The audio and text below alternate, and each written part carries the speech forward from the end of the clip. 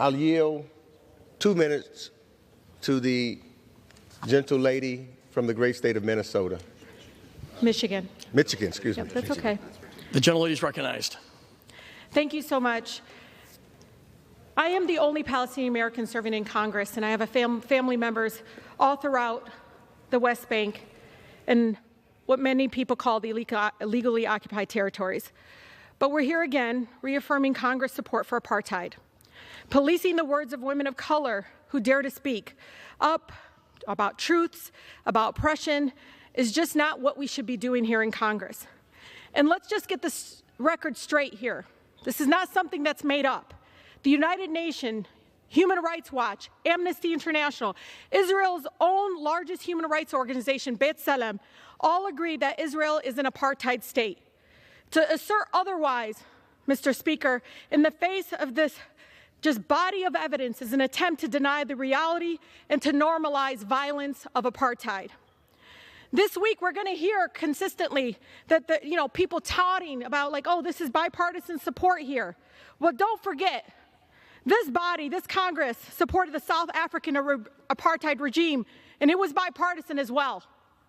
But you don't have to take it from me to understand the racism of an apartheid government. Let's take a moment just to hear Israeli government's own politician in their own words. Direct quotes, not mine.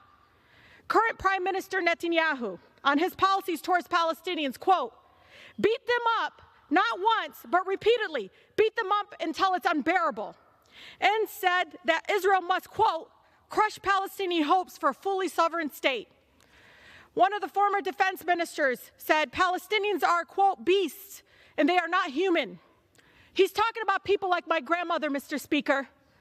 How about former Justice Minister who said they should go, as should the physical homes in which they raise the snakes.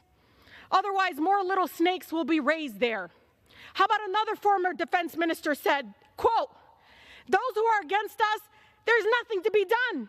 We need to pick and axe them and cut off their heads.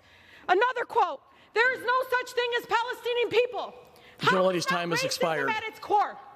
Mr. Speaker, Israel's own president, who's the gentlelady's time has expired. Does the gentleman for New York reserve or yield? I yield the gentlelady 30 seconds. Israel's own president, Herzog, who's going to come before Congress tomorrow, has long advocated against interracial marriages. Did you all know that? Do you care? He said on a news segment, look it up, when he came to America, he said, quote, encountered something that I call an actual plague. I saw my friends' children married and coupled with non-Jewish partners. Israel is an apartheid state. The government is deeply problematic in the way that they are proceeding in the structure of oppression. This year, Mr. Speaker, just like I speak up against injustices here in America, this is about speaking up against violence. The gentleman's time has expired. Does the gentleman for New York Congress must yield stop or reserve? funding apartheid.